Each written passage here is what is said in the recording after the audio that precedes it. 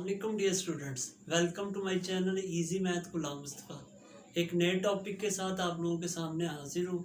आज जो हमारा टॉपिक है वह है डेंस सेट इन टोपोलॉजी। तो आज हम ये देखेंगे कि डेंस सेट क्या होता है, और अगर हमें कोई क्वेश्चन दे दिया जाए और उसमें से डेंस सेट फाइंड करना हो तो वो कैसे करते हैं। तो वीडियो स्टार्ट करने से पहले जो मेरे चैनल पर न्यू कमर्स हैं वो मेरे चैनल को सब्सक्राइब कर दें और बेल आइकन को प्रेस कर दें ताकि उनको मेरी नई आने वाली वीडियोस मिलती रहे। टॉपिक को स्टार्ट करते हैं। सबसे पहले देखें, डेंस सेट इन टोपोलॉजी के लिए आपको सबसे पहले डेंस की डेफिनेशन क्लियर होनी चाहिए कि वो क्या है। तो लेट हमारे पास सबसे पहले एक्स स्टार बी या टोपोलॉजिकल स्पेस होनी चाहिए, फिर ए एक्स का सबसेट होना चाहिए। उसके बाद हम देखेंगे क्लियर ऑफ ए का अगर आंसर एक्स के इक्वल आ जाता है तो फिर हम कह सकते हैं कि जो एक्स सेट है वो डेंस सेट, ए सेट जो है वो डेंस सेट होगा, अदरवाइज नहीं होगा।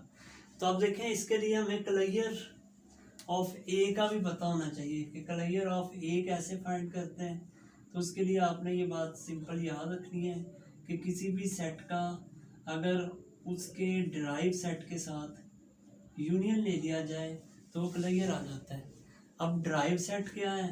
डिराइव सेट के बारे में सिंपल ये बात याद रखें कि ऑल लिमिट पॉइंट्स, किसी भी सेट में जो तमाम लिमिट पॉइंट्स अगर लिख दिए जाएं तो उस सेट को हम क्या कह देते हैं? Derive set. तो हम लिमिट पॉइंट, सबसे पहले इसका मतलब ये होगा कि हम क्लियर ऑफ ए फाइंड करने के लिए सबसे पहले क्या करेंगे? डिराइव सेट फाइंड करेंगे, और डिराइव सेट के लिए हमें सबसे पहले लिमिट पॉइंट्स चाहिए होंगे।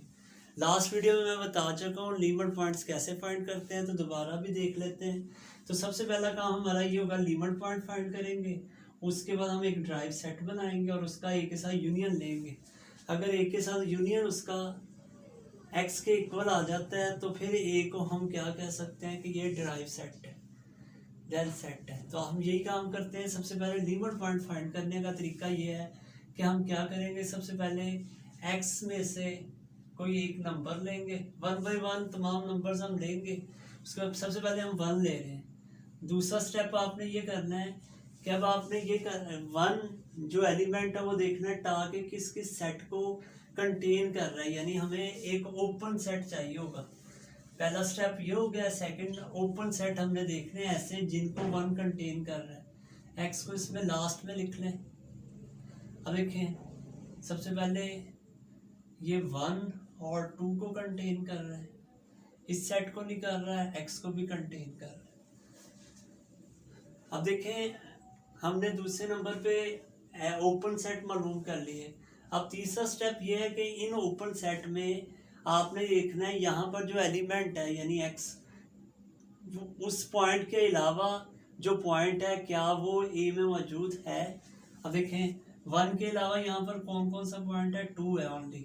तो 2 आपने देखना है ए में अगर मौजूद है, 1 के अलावा कोई भी एलिमेंट, कम से कम एक एलिमेंट ए में अगर मौजूद हो तो फिर ये वाला पॉइंट उसका लिमिट पॉइंट होता है, अदरवाइज नहीं होता। तो देखें, 2 यहाँ पर है, 2 ए में मौजूद है, तो हम कह सकते हैं जो 1 है वो क्या होगा? लिमिट पॉइंट होगा।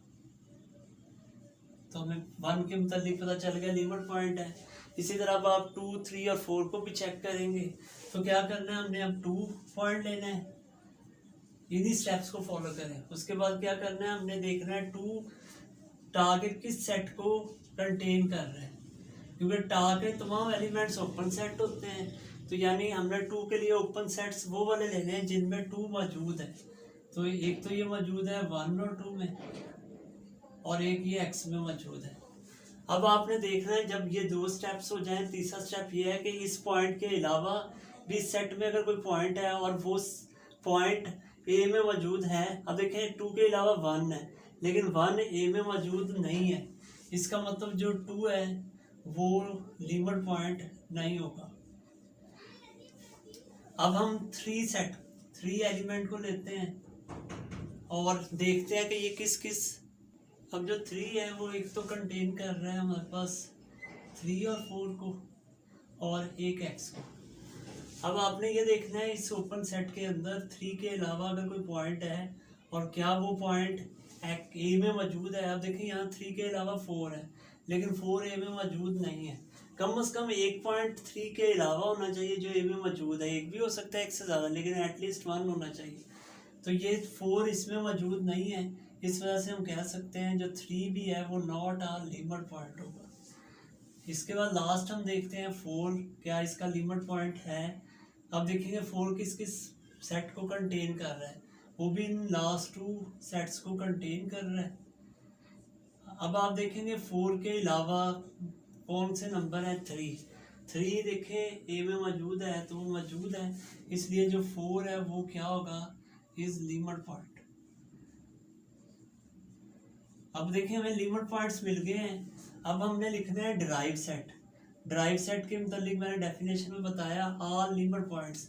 तो देखें कि 1 लिमिट पॉइंट बना और एक 4 बना, तो 1 और 4 इसके डिराइव सेट्स के एलिमेंट हो गए हैं। अब हम क्या करेंगे, क्लियर ऑफ ए फाइंड करना है।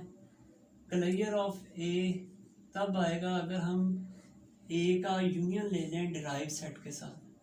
अब ए में हमारे पास देखें कौन कौन से एलिमेंट हैं, 2 और 3, और डिराइव सेट में 1 एंड 4। अगर हम इनका यूनियन लेते हैं तो ये आ रहा है 1 2 3 4, ये क्लियर आ गया। अब हमने ये देखना है क्या क्लियर ऑफ ए एक्स के इक्वल है। इसमें एलिमेंट है 1 2 3 4 और एक्स में भी 1 2 3 4 ही है, तो क्लियर ऑफ ए एक्स के इक्वल आ रहा है। अगर ये एक्स के इक्वल आ रहा है तो इसका मतलब जो ए है वो डेंस सेट होगा। अगर एक भी एलिमेंट कम होता तो ये डेंस सेट नहीं होना था, लेकिन क्योंकि ये इसका जो क्लियर है वो एक्स के इक्वल आ गया तो ये डेंस सेट है। तो आप देखें स्टेप वाइज चलेंगे कि सबसे पहले हमने क्लियर मालूम करना है। क्लियर के लिए हमें ए का और ड्राइव सेट का यूनियन चाहिए। ड्राइव सेट क्या होते हैं, लिमिट पॉइंट्स, इसलिए हम सबसे पहले लिमिट पॉइंट्स फाइंड करेंगे। जो लिमिट पॉइंट्स होंगे उसको ड्राइव सेट में लिख के ए के साथ यूनियन लेंगे। अगर हमारा आंसर एक्स सेट के इक्वल आ जाए तो डेंस होगा, अदरवाइज नहीं। तो इस तरह इजीली हम किसी भी सेट को चेक कर सकते हैं वो डेंस सेट है या नहीं।